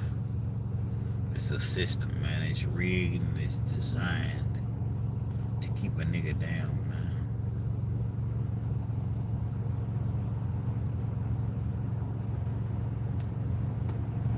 The 3.7 back when school really meant, like, when you came home, you got a book bag and you got 5, 6, 7, 8 books. See, school is not what it once was.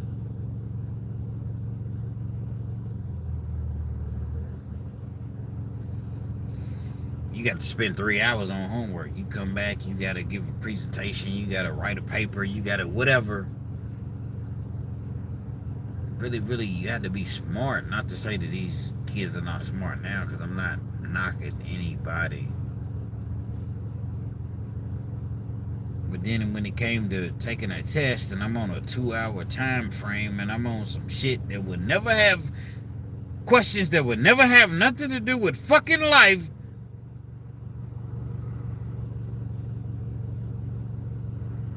And my answers is off. Well, I can't get into this school. It's designed, man, for us all to fail.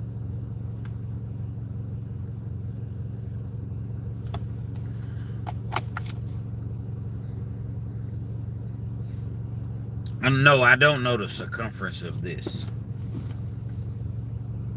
I don't know the triangular algorithm of this. I don't know. I know pi 3.14 r parentheses divided by 2 times 8 parentheses minus 4. What the fuck does that have to do with life?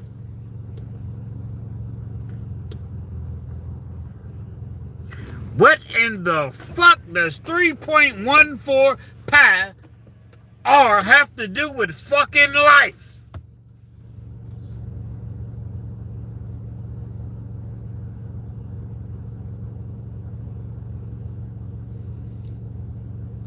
And so when we didn't have a 3.3, 2.9, 3.6 in high school, but we can't figure out this bullshit, well, other students are doing it. Well, guess what? Certain people are blessed. They're put on this earth to do certain things. They're not saying they're more intelligent, but they may be able to grasp these things, whether you white, black, Chinese, whatever, faster than the next. I want to be a nurse. My daughter's in nursing fucking school right now, man. My daughter is in nursing school right now. Graduated Western Kentucky University. Western fucking Kentucky University. I'm in the penitentiary while she's in school. She's having a very, very difficult time in nursing school because it's difficult. Any of y'all ever been to the ER? I'm sure you have. Been to your primary, your doctor, whatever. Doc, I don't know what the fuck is going on, man. My fucking side is hurting, my chest is hurting, my back is hurting, whatever the case may be. I'm not feeling normal, man. I'm feeling lightheaded, dizzy. That motherfucking doctor is saying, okay, 3.14 pi r minus 76 in parentheses 3.7 minus the fuck, man.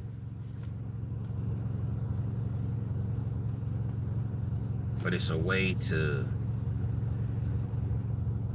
keep certain people out of the circle of success, because you are going to have those special individuals like your Kobe's, and I'm related to sports, your LeBron James, your Michael Jordans, your David Robinsons, your Magic Johnsons. These motherfuckers that was just born to do these things, so it comes easy to them, kind of like it was for me in math, but regular math, not this 3.14 pi and circumference and motherfucking geometry. Man, fuck that shit, nigga. I'm never gonna use geometry ever in life. But it's a way for you to take out student loans, or your parents got money, they gonna pay this shit. We live in a world where everything is about fucking money, even prison, man. Needed bullshit in life, man. Teach me to feel, teach me to wait, teach me to, what the fuck do I got to know what 2x length times 4x width divided by, what the fuck do I need to know that for? That's I'm building buildings. That's I'm building, and a lot of times you don't even, like, you eyeball that shit like selling dope. You eyeball that shit. Once you do it enough, you eyeball, okay, I know what to do. But you charge people money. More and more money. And then when they can't do it, guess what? They feel like a failure.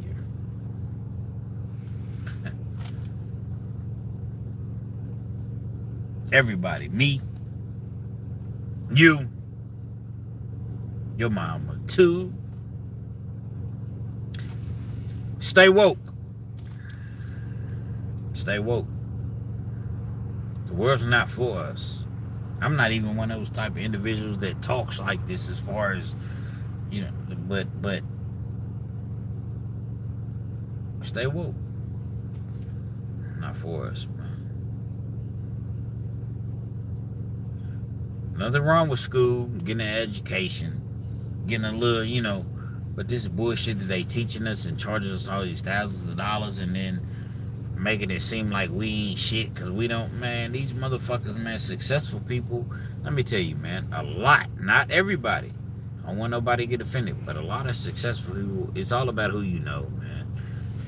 Who you know. It's not what you know, it's who you know. Motherfucker, yeah, man, my brother-in-law or this person I went to med school with or law school with but what about the motherfucker that don't know nobody? I'm gonna tell y'all, man. I'm gonna tell y'all this before I go, man. There's a lawyer in Lexington, Kentucky. Lexington, Kentucky, named Daniel Whitley. Daniel Whitley. Daniel Whitley. I don't know his complete story, but he was my lawyer in my last case in 2007, 16, 17. I think it was 17. Did a couple years and I ain't been back since. And I'm not going back because I don't do dirt anymore. See, sometimes you can say I ain't going back, but you're still doing dirt. You don't know if you're going back or not. I'm not doing any dirt, and I still don't know if I'm going back. But what I do know is I'm not doing any dirt that would cause me to go back. But nevertheless, Daniel Whitley. Look him up, Daniel Whitley. Look how many trials he's won. Look how many cases he's won. Look how many people that would have normally pro bono, but he took their cases anyway. That would normally cost $30,000, man. Give me $5,000, man. Y'all come over on a payment plan. He's looked out for people, helped them. Started as a legal aid, public defender. He was one of them dudes that was really, really helping people. Helped so many people, he was okay. But shit, he went off on his own, went to Louisville, Kentucky, I believe. And opened his own firm. Didn't really go the way that he wanted it to go, so guess what? He came back to the public defender's office. Ran across him in 2016, 17. I ain't had no money for no lawyer. I could have hired a lawyer, but once I ran across him, I'm like, man, dude is thorough. I had a little bit of money, but I wasn't trying to give $5,000 to a lawyer, man. Fuck these lawyers, man. Hey, you ain't trying to take me to trial, man. Fuck you.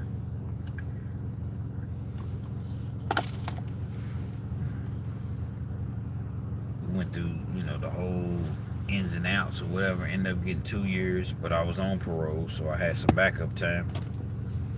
And now this dude is one of the most successful, probably the most successful lawyer in Lexington, Kentucky. Went to private practice. Wasn't really getting the support. Had to come back to being a public defender. Did his thing. And now this dude, Daniel Whitley. Prosecution probably can't stand him. He done got so many people off. Why y'all can't stand him? Y'all say it's a court of law. Y'all say the jury of your peers, if he beats you, he beats you. But y'all can't stand this dude, man. Can't stand him. And that was my lawyer in the last case, man, that I had in 17. I don't do no dirt now. None. You can't, I don't care if you tell me, man, all you gotta do is you can make 100,000. When a person tells you all you gotta do, run. When you hear all you gotta do, run. Don't work that way, man. I know I done been all over the place, bounced from here, there, whatever. But when it's all said and done, when it's all computated, if you will, there is a message. Stay woke. Stay out the system. You stay out the system, not, okay, well, I'm going to do what I do, but I ain't going to get caught. No, don't do nothing wrong. And hopefully, because even when you're not doing anything wrong, you stay out the system. one thing for certain, two things for sure. When you're doing something wrong, you'll definitely be in the system, man. Real Kenz TV, man. Hopefully y'all enjoyed the live. I enjoyed kicking it with y'all for the last 2.5 hours. About to go home, lay it down, lay it down, lay it down. Got to be back up. Where I'm at is 1:35 a.m. Go home, lay it down. Be back at work at about 10. I'm not gonna go home and go straight to sleep. Kick it for, whatever I do for a couple hours. And you're gonna check my video out that I just uploaded before I went live. Check me out, Real Kenz TV. You feel me?